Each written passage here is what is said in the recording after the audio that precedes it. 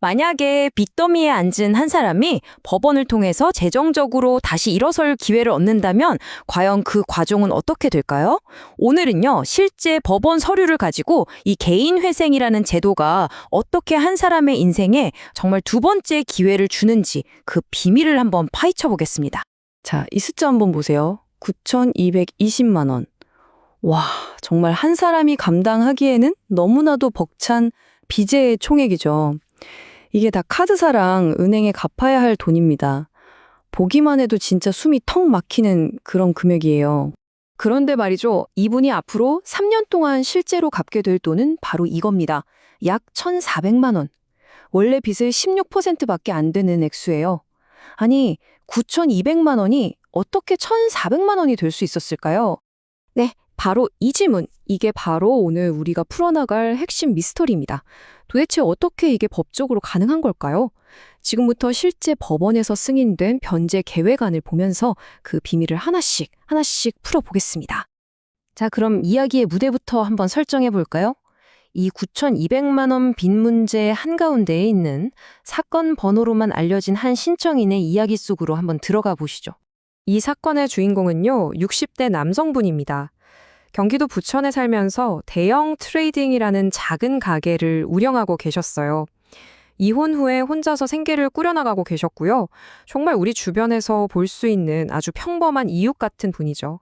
아니, 그럼 빚이 왜 이렇게까지 늘어난 걸까요? 법원에 제출된 진술서를 보니까 크게 두 가지 원인이 있더라고요.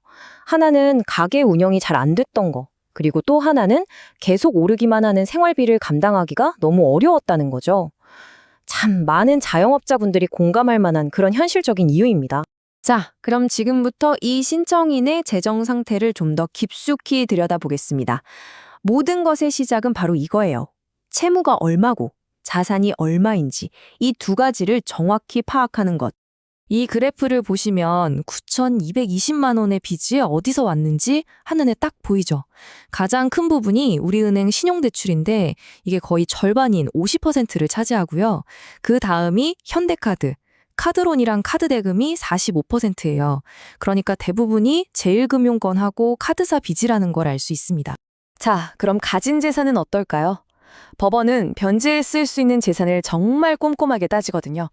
우선 주택임차보증금이 5천만 원인데 이 중에서 법으로 보호받는 4,800만 원은 빼고 200만 원이 재산으로 잡힙니다.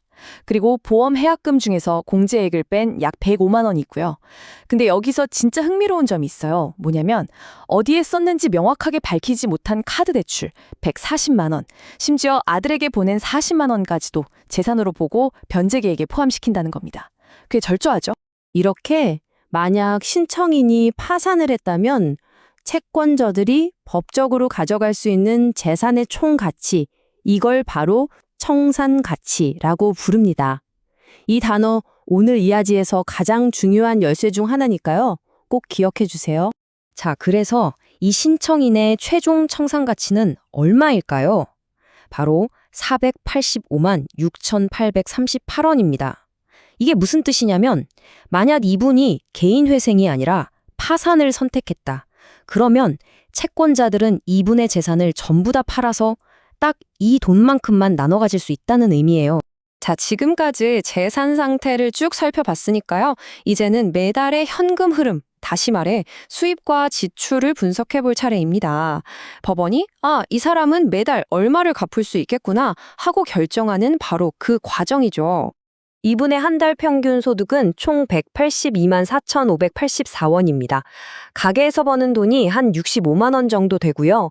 국민연금이랑 기초연금으로 받는 돈이 약 117만 원, 이 둘을 합친 금액이죠. 이렇게 증명할 수 있는 정기적인 수입이 있다는 거, 이게 바로 개인회생을 위한 가장 기본적인 전제 조건입니다. 그럼 이 소득으로 한 달에 얼마를 갚아야 할까요? 계산은 생각보다 아주 간단해요. 먼저 월소득 182만 원에서 시작하죠. 여기서 법이 보장하는 1인 가구 최저생계비 약 143만 원을 빼줍니다. 그럼 매달 빚 갚는 데 쓸 수 있는 돈, 이걸 가용소득이라고 하는데요. 딱 39만 원이 남게 되는 겁니다. 자, 이제 우리는 두 가지 핵심 정보를 모두 알게 됐습니다. 청산가치와 가용소득. 그럼 이 두 가지를 가지고 어떻게 빚의 84%를 탕감받는 변제 계획이 법적으로 오케이 사인을 받을 수 있는지 그 원리를 한번 들여다보죠. 그 비밀은 바로 청산가치 보장의 원칙에 있습니다. 이게 개인회생제도의 진짜 가장 핵심적인 규칙인데요. 아주 간단하게 말하면 이런 거예요. 3년 동안 갚는 돈의 총합이 지금 당장 파산해서 재산을 다 파는 것보다 채권자 입장에서 더 이득이어야 한다. 바로 이 원칙입니다. 바로 이 화면이 모든 걸 설명해 줍니다. 자, 왼쪽을 보세요. 파산했을 때 채권자가 받을 돈, 즉 청산 가치가 약 486만 원이죠. 그런데 오른쪽 3년 동안 갚을 돈의 현재 가치는 무려 1,310만 원입니다. 굳이 현재 가치로 계산하는 이유는 미래에 받을 돈의 가치를 지금 시점으로 따져보기 위해서고요.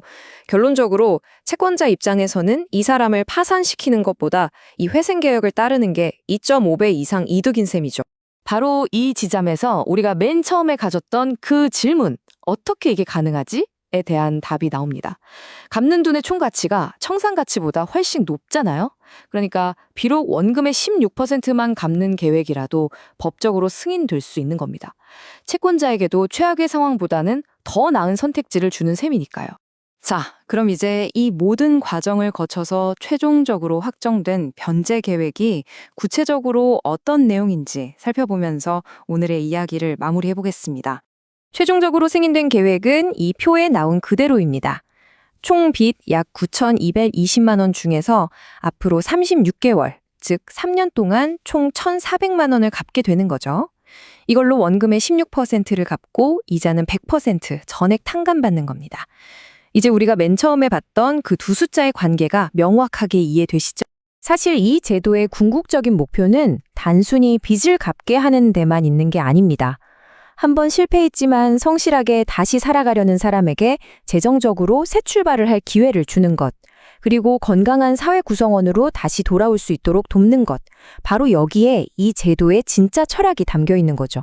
오늘 한 사람의 실제 사례를 통해서 개인회생 제도가 어떻게 작동하는지 그 원리를 깊이 있게 들여다봤습니다. 이 사례는 우리에게 이런 질문을 던지는 것 같아요. 한 개인의 재기를 돕는 용서와 빚을 갚아야 하는 책임 사이에서 우리 사회는 과연 어디쯤에서 그 올바른 균형점을 찾아야 할까요? 여러분의 생각은 어떠신가요?